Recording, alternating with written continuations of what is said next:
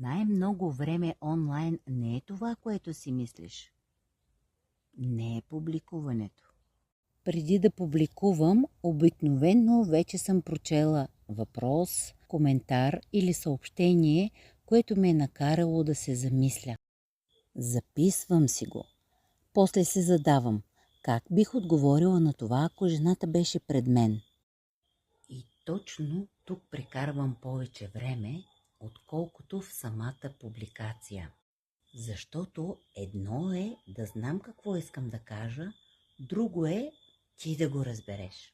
Пиша едно изречение, чета го, понякога го изтривам и го казвам по-просто. Чак тогава идва частта, която се вижда. Натискам публикувай. И когато някой ме попита какво правя онлайн, отговора ми не е просто публикувам. По-голямата част е преди това. А следващия път ще ти покажа как една такава идея стига до публикация.